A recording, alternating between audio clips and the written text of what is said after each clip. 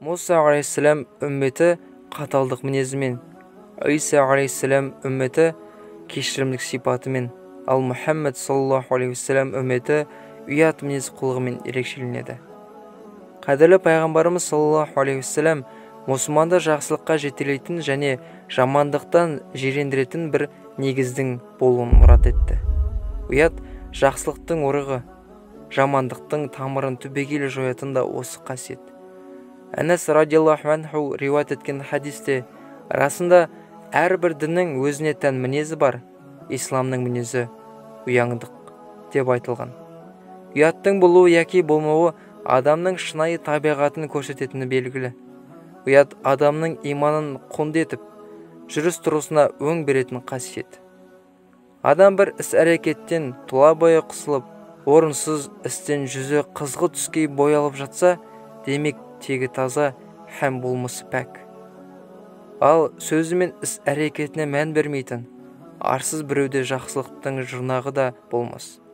Ондай адамнан ізгілік күтудің үміті аз, өйткені оны күнә жасаудан және арсыз әрекеттен қорғап қалатын мінез құлық жоқтың қасы.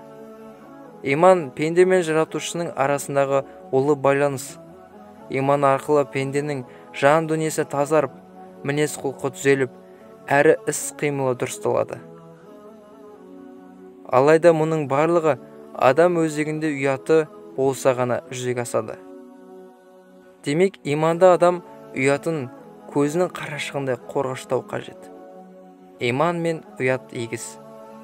Үнемі ешбір қысылып қымтырылмай, арсыз амалдарды істеу, жай-барақат күнәні жасай беру, ұяты жоғалған адамға тәнтірлік. Ұят тұрмаған жерде иман да тұрлаусыз.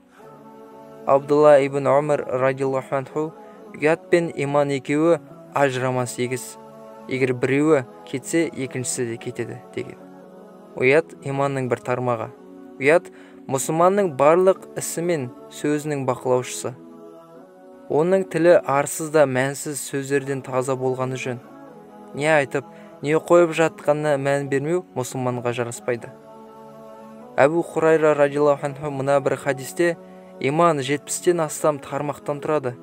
Ең абзалы «Ла иляха иллаллах», Алладан басқа құдай жоқ. Ең төмені жолда жатқан кедергіні алып тастау. Ұят иманның бір тармағы деген екен. Өтірік ұят. Бұл қасиет жайлы пайғамбарымыз саллаллаху алейхи вассалам: «Ей Айша, егер ұят адам болса, әлбетте ізгі адам болар еді. Ал егер арсыздық адам бейнесіне енсе, әлбетте жаман адам болар еді» деген екен. Кейде ұятты ынжықтық және өзіне сенімсіздік секілді кері мінездермен шатастырып жатамыз. Мәселен, намазхан біреу бір кісінің үйінде қонақта болдым. Таңертең намаз оқып, үй иелерін мазалауға ұялдым. Осындай жағдайда таң намазын қаза етіп қойсам бола ма дейді. Бұл жөнсіз ұят. Тағы бір бауырымыз: жаңадан үйленген едім. Ертеңгісін ғұсыл құйынуға үйдегілерден ұяламын. Ғұсылсыз намаз оқи салсам бола ма дейді. Неге біз құлшылық жасауға және таза жүруге ұяламыз? Неге біздің намаз оқығанымызды көріп, бейнамаздар ұйықтап жата беруден ұялмайды? Шын ұят. Хакім Абай шын ұят сондай нәрсе, шариғатқа теріс, я ақылға теріс, я абыройлы бойға теріс бір іс себепті болады. Мұндай ұят екі түрлі болады. Біреуі сондай қылық өзіңнен шықпай-ақ бір бөтен адамнан шыққанын көргенде сен ұялып кетесің. Мұның себебі сол ұят істі қылған адамды есіркегендіктен болады дейді. Дініміздің рәмізі. Иманымыздың нышаны, мұсылмандығымыздың белгісі осы мінез. Көне көз ғұламалар иманның 4 рәмізі бар. Олар тақуалық, ұят, шүкіршілік және сабыр деген. Саңлақ сахаба Осман радиаллаху анху осы мінезбен ерекшеленген тұлға болды. Хазіреті Османнан тіпті періштелердің ұялатындығы жайлы пайғамбарымыз саллаллаху алейхи вассалам айтқанды.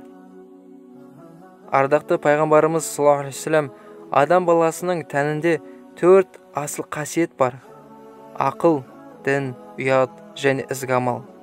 Бұл қасиеттерді 4 кесір мінез жойып жібереді. Ашу ақылды, көре алмаушылық дінді, дәмету ұятты, ал ғайбат ізгі амалды дейді.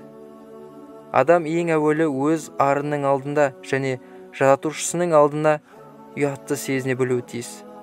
Абдулла ибн Аббас радиаллаху анху риуаят еткен хадисте пайғамбарымыз саллаллаху алейхи вассалам Алла тағаладан лайықты түрде ұялыңдар деді. Біз Алла елшісі, расында Аллаға шүкір, біз ұяламыз дедік. Ол саллаллаху алейхи вассалам олай емес. Алладан лайықты түрде ұялу, басты және ондағы мүшелерді сақтау, іш және ондағыға сақ болу, өлімді және пәнилігін естен шығармау. Кім ақыретті жақсы көрсе, дүниені тәрк етеді. Кім осылай етсе, Алладан лайықты түрде ұялғаны деп жауап берді. Әнәс радиаллаху анху риуаят еткен хадисте арсыздық не нәрсеге жабысса, әлбетте оны қор етеді, ал ұят не нәрседен табылса, оны көркемете түседі деп айтылғандай, қазіргі таңда адамдарда біраз ұят болса, көптеген жамандық атауынан арылған болар еді.